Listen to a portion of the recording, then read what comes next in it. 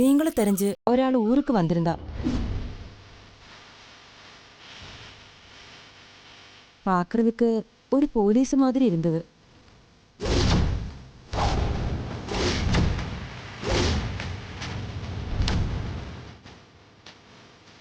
അടിപെട്ട് യാരാവത് ഇങ്ങ അടിവാരത്തില് വന്നാന്ന് കേട്ടാച്ച്. കൂടെ ഒരു പൊണ്ണ്.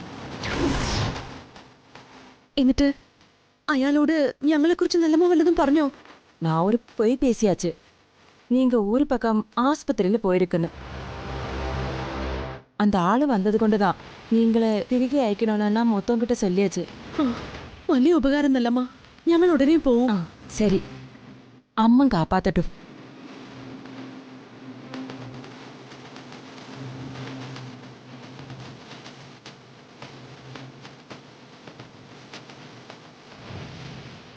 അയാളായിരിക്കും. ഇനി ഇവിടെ നിൽക്കണ്ട, നമുക്ക് പോവാം. പോവാം.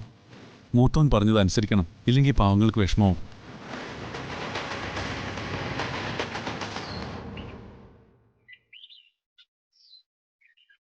താനൊന്ന് കൂളാകും മേഘൻ സാറേ. ഇത്രയും നിസ്സാരമായ കാര്യത്തിന് ഇങ്ങനെ ക്ഷോഭിക്കുന്നത് എന്തിനാണ്? മിണ്ടരുത് താൻ. ഒരു ഡിവൈഎസ്പി ആണെന്നുള്ള പരിഗണന ഇതുവരെ ഞാൻ തനിക്ക് തന്നിട്ടുണ്ട്. പക്ഷെ ഇനി അതില്ല. താനൊരു യൂസ്ലെസ്സാ, വെറും വേസ്റ്റ്. കയ്യിലിരിക്കുന്ന കാശ് കൊടുത്ത് കടിക്കുന്ന പട്ടിയെ വാങ്ങിക്കുന്നു പറഞ്ഞു കേട്ടിട്ടുണ്ട്. ജീവിതത്തിൽ ആദ്യമായിട്ട് ഇപ്പൊ എനിക്കത് അനുഭവത്തിൽ വരുന്നത്. മേഘൻ പ്ലീസ്, ഹൈദർ അരുതാത്തത് എന്തെങ്കിലും പറഞ്ഞിട്ടുണ്ടെങ്കിൽ അത് അയാളുടെ സ്ട്രെസ് കൊണ്ടായിരിക്കും. കാട്ടിലും മേട്ടിലും ഒറ്റയ്ക്ക് അലയുകയാണ് അയാൾ. നിങ്ങൾ അത് വേണം മനസ്സിലാക്കാൻ. മനസ്സിലാക്കാം. മനസ്സിലാക്കിയനെ ഞാൻ. താനും ഹൈദറും വേറെ 3 മണ്ണുണ്ണികളും കൂടി ഒരു ചാക്ക് നിറയെ പുളിങ്കുരുവാണ് പ്രതിഫലമായി വാങ്ങിക്കൊണ്ട് പോയിരുന്നെങ്കിൽ 25 ലക്ഷം രൂപയാ ഞാൻ വാരി എറിഞ്ഞത്. 1/4 കോടി ഇന്ത്യൻ രൂപ. അത് പറഞ്ഞ പണി ചെയ്യാനാ. ഏതാനും മിനിറ്റുകൾക്കുള്ളിൽ രാധയെ കണ്ടുപിടിച്ച് എന്റെ മുന്നിലെത്തിക്കുന്ന ബഹുമിടുക്കന്മാരെ ആ നൂലിൽ കെട്ടി താൻ ഇറക്കുന്നതെന്ന് ഞാൻ പ്രതീക്ഷിച്ചതാ. എന്തിനു പറയുന്നു? അവന്മാർ ഇന്നലെ വന്നവന്മാരാ. എന്നെ അറിയില്ല. പക്ഷേ താൻ കാലം കുറയായി എന്റെ കൂടെ നടക്കുന്നതല്ലേ. 1/4 കോടി രൂപ കൈ നീട്ടി വാങ്ങുമ്പോ 1/4 ഇഞ്ചിന്റെ ഗുണമുള്ളവന്മാരെ വേണ്ടേ എന്റെ മുന്നിലേക്ക് എഴുന്നള്ളിക്കാൻ? എന്റെ ജീവിതത്തിലെ ആദ്യത്തെ അനുഭവമാണ് മേഘൻ സാർ. ആ ഹൈദർ അലി. ഹൈദർ അലി, ഹൈദർ അലി, ഹൈദർ അലി. ഒന്ന് നിർത്ത്, മതി.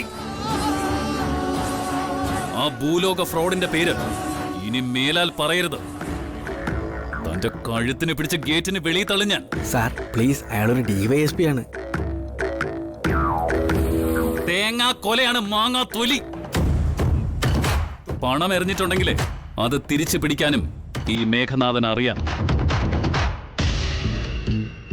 ഡിവൈഎസ്പിയെക്കാളും മുന്തിയവന്മാരെ ഉപയോഗിച്ച്.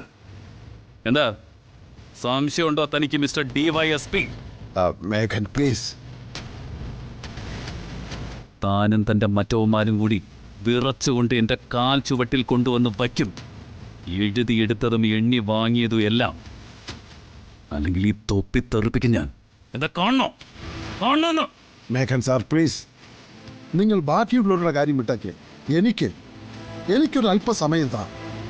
ഞാനുണ്ടാക്കി തരാം ഇതിനൊരു പോംവഴി.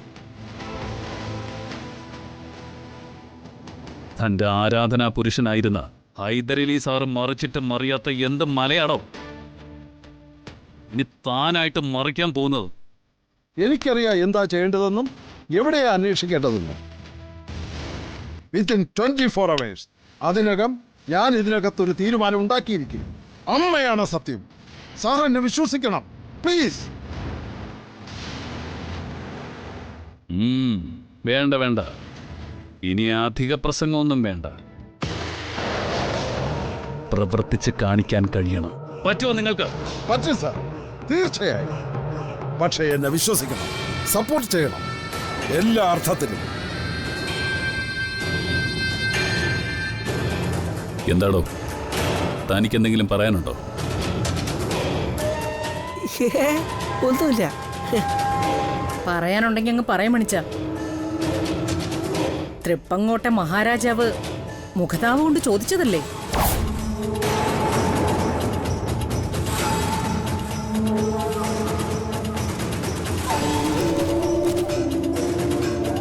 എന്നാൽ DYSP സാർ ചെല്ലാൻ നോക്ക്. എല്ലാം ശരിയാക്കിയിട്ട് ഇനി എൻ്റെ മുന്നിൽ വന്ന് നിൽക്കാവൂ. ഇല്ലെങ്കിൽ നിങ്ങളുടെ ഈ പദവിയും തൊപ്പിയൊന്നും നോക്കില്ല ഞാൻ. കാല് പൊക്കി ചവിട്ട് ഞാൻ. You just get lost.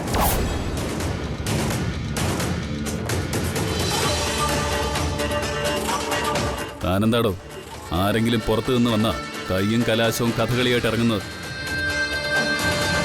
തലയ്ക്ക് വല്ല കുഴപ്പമുണ്ടോ?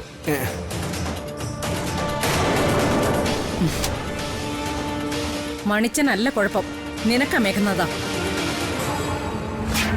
അത് പറയാനും തിരുത്താനുമാ മണിച്ചനും ഞാനും ഒക്കെ ശ്രമിക്കുന്നത്.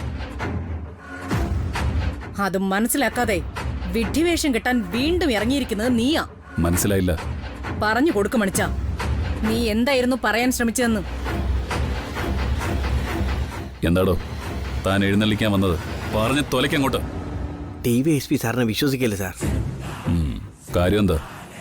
വർഷം കുറേ ആയിട്ട് അയാൾ സാറിൻ്റെ തോളെ ചാരിച്ചാൽ നടക്കയില്ലേ, ഒരുമാതിരി ചോര കുടിക്കുന്ന വർഗങ്ങളെ പോലെ. പണമായിട്ടും മദ്യമായിട്ടും ആഹാരമായിട്ടും എന്തുമാത്രം ഊറ്റിട്ടുണ്ട്. എന്നിട്ട് എന്തെങ്കിലും ഒരു പ്രയോജനം ഉണ്ടായിട്ടുണ്ടോ ഇതുവരെ? ഒരിക്കലുമില്ല, ഒരിക്കലും. ആ രാധയെ കണ്ടുപിടിക്കാൻ ഇയാളെ കൊണ്ട് ഒരിക്കലും കഴിയൂല സാർ. ആ പേരിലും സാറിൻ്റെ കുറച്ച് കാശ് പോയി കിട്ടും, അത്രേ ഉള്ളൂ. സമ്പാദിച്ചു വെച്ചിരിക്കുന്ന എല്ലാം ധൂർത്തടിച്ച് തീർക്കാൻ ഒരു വഴിയായില്ലേ മണിച്ച?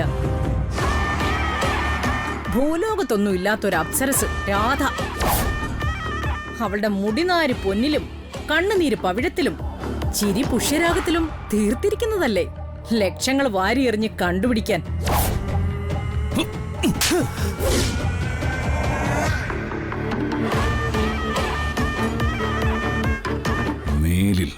മേലിൽ എന്നെ ഉപദേശിക്കാൻ വരരുത്. എന്ത് ചെയ്യണം, എങ്ങനെ ചെയ്യണം, എപ്പ ചെയ്യണമെന്ന് എനിക്ക് നന്നായിട്ടറിയാം. ഞാൻ വാരി ചെലവാക്കുന്നത് ഇവിടെ ആരുടെയും അച്ഛൻ നിറച്ചിട്ടിരിക്കുന്ന ഖജനാവിൽ നിന്നല്ല. മനസ്സിലായോടോ?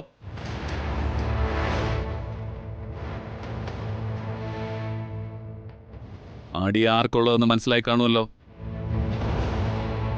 ആവശ്യമില്ലാതെ എൻ്റെ കാര്യങ്ങൾക്ക് തടയിടാനോ തടസ്സമുണ്ടാക്കാനോ വരരുത്. നശിപ്പിക്കുമെന്ന് പറഞ്ഞാൽ നശിപ്പിച്ചിരിക്കും ഞാൻ.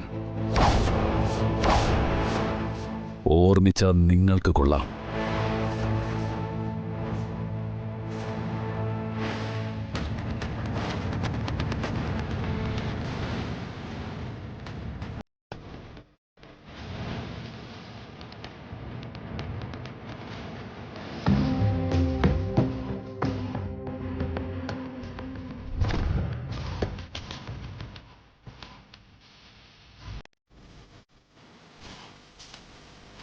നിങ്ങൾ ഞങ്ങൾക്ക് വേണ്ടി എന്തെല്ലാം ചെയ്തു? പകരം തരാൻ ഒന്നുമില്ലാതെ പോയി. இங்கே யாராவது ஏதாவது கேட்டாச்சா?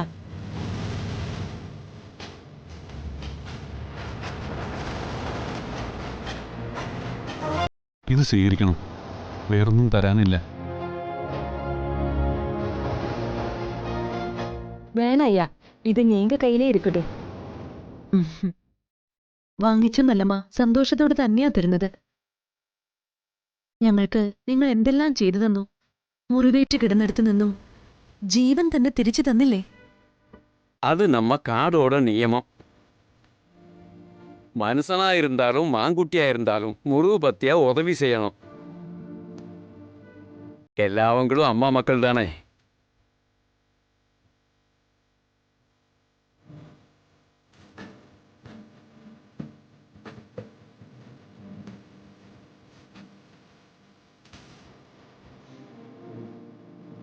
தாலி பாக்கி எண்ணெய்க்கும் இருக்கணும்.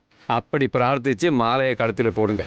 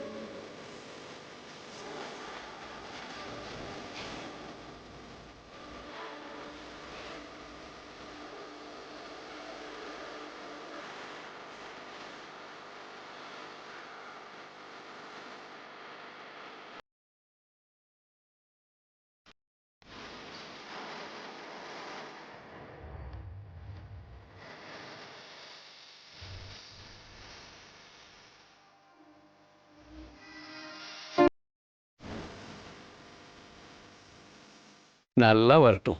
பொருத்தமான தம்பதிகள் பல்லாண்டு வாழ்க. நல்லா வரட்டும். ഉച്ചമാളി അമ്മനോട് അനുഗ്രഹം கிடைக்கும். എല്ലാവരോടും നന്ദിയുണ്ട്, ഒരുപാട് നന്ദി.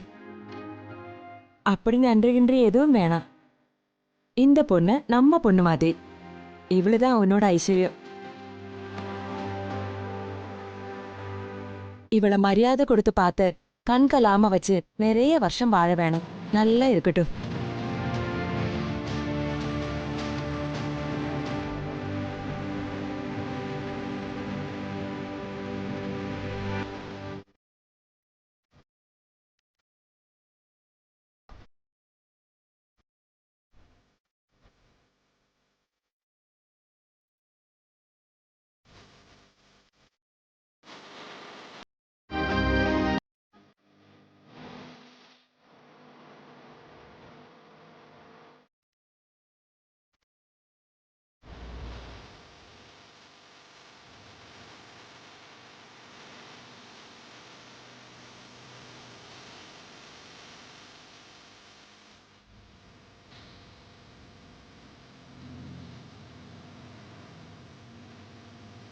അങ്ങനെ നമ്മൾ ഉച്ചമാളി ഊരി വിട്ടു.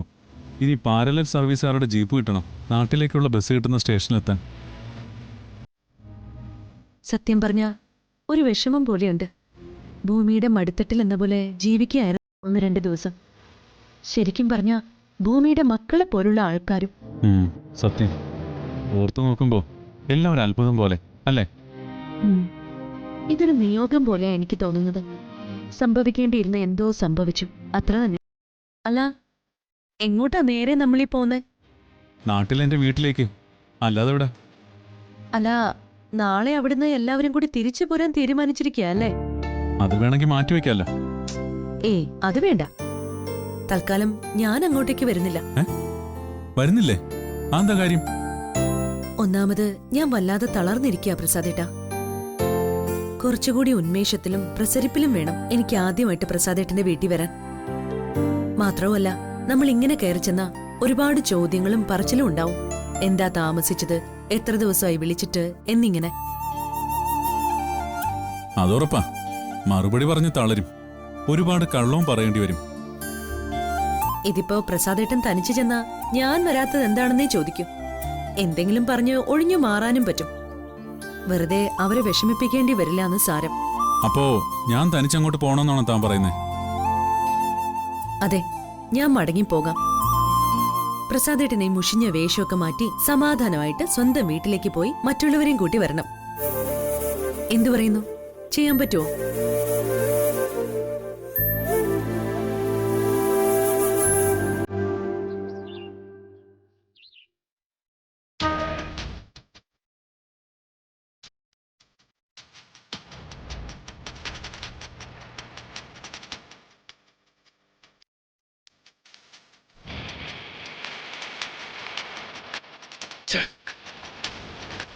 റാസ്കൽ 10 തവണ വിളിച്ചാൽ പോലും ഫോൺ എടുക്കാൻ വയ്യ അയാൾക്ക്. വൃത്തികെട്ടവൻ. കണ്ടോ മണിച്ച, അവസാനം ഡിവൈഎസ്പിയും കാലുമാറി. നേരത്തെ നീ ഞാൻ ഉപദേശിക്കാൻ ചെല്ലുന്നത് തീരെ പിടിച്ചില്ലല്ലോ. ഇപ്പൊ എങ്ങനെയുണ്ട്? കണ്ടില്ലേ കാര്യങ്ങള്?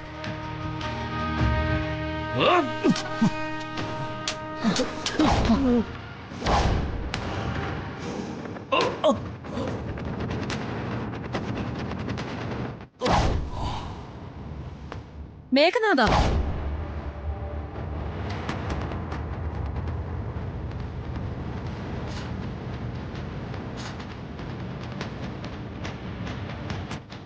ദാ അടിച്ചു മെറിഞ്ഞും എല്ലാം തകർത്ത് തരിപ്പണമാക്ക്.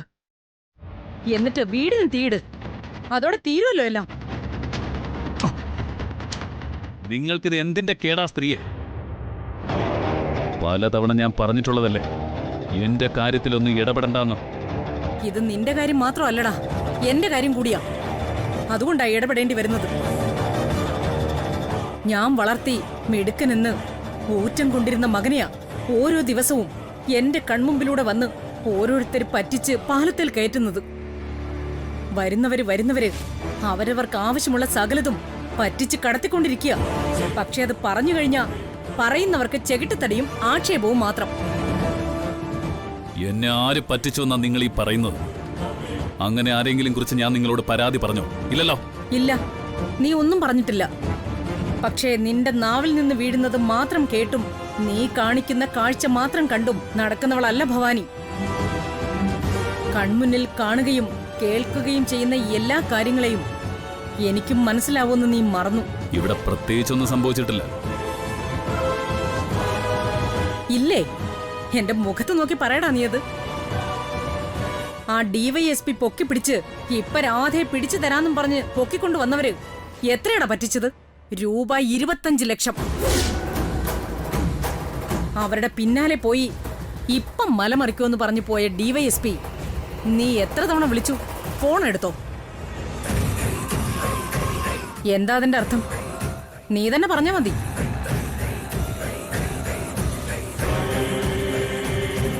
ഒരബദ്ധം പറ്റാത്തവരില്ല. പക്ഷേ 9 അബദ്ധം പറ്റണമെങ്കിൽ തീർച്ചയായും നമ്മൾ തന്നെ അവസരം ഉണ്ടാക്കി കൊടുക്കുന്നതുകൊണ്ടാ. സ്വയം വിട്ടിവേഷം എടുത്തണിയുകയാണ് നീ ഇപ്പോ. എനിക്കത് കാണുമ്പോൾ പൊള്ളും. പിന്നെയും പിന്നെയും നാണം കെട്ടാണെങ്കിലും പിന്നാലെ വന്ന് പറയുന്നത് ഞാൻ നിന്റെ അമ്മയായി പോയതുകൊണ്ടാ. നിനക്ക് പറഞ്ഞാൽ മനസ്സിലാവില്ലത്. കഷ്ടം തന്നെ.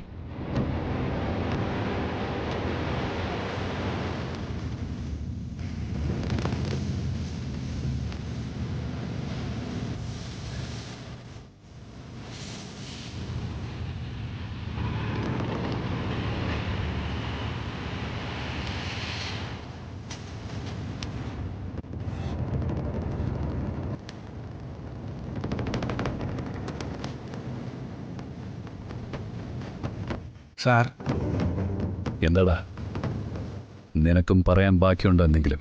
Sorry sir. സാർ എന്നെ അടിക്കുമായിരിക്കും. അടിച്ചോ, 2 ചേർത്ത് മാറി മാറി അടിച്ചോ.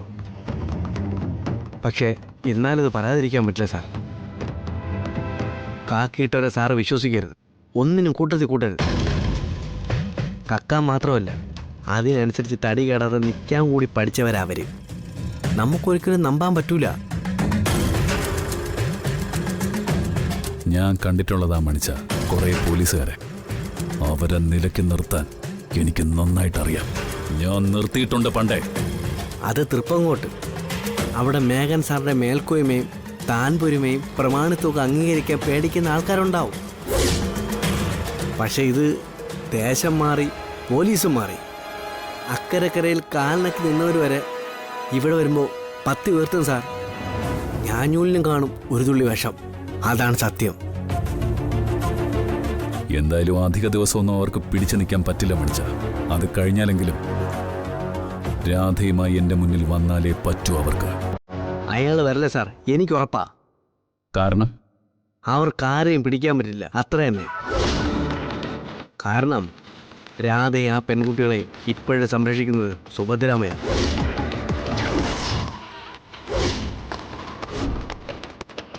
തൃപ്പങ്ങോട്ടെ സാറ് സമാധിയാക്കിയ അതേ സുഭദ്രാമ തന്നെ. നീ എന്ത് അസംബന്ധം ഈ പറയുന്നേ? മരിച്ചു പോയവൾ അവള്. ജീവിച്ചിരുന്നപ്പോൾ പോലും എന്നെ ജയിക്കാൻ കഴിയാതിരുന്നത് അവൾക്ക്. ഇനി ചത്ത തലയ്ക്ക് മീതെ നിൽക്കുമ്പോൾ എന്ത് ചെയ്യാൻ പറ്റുമെന്നാണ് നീ പറയുന്നത്? പലതും ചെയ്യാൻ പറ്റും സാറേ, എനിക്ക് ഉറപ്പാ. കാരണം ഈ കണ്ണുകൾ കൊണ്ട് സുഭദ്രാമയെ കണ്ടവനാ ഞാൻ. ഒരു വട്ടമല്ല, 2 പ്രാവശ്യം.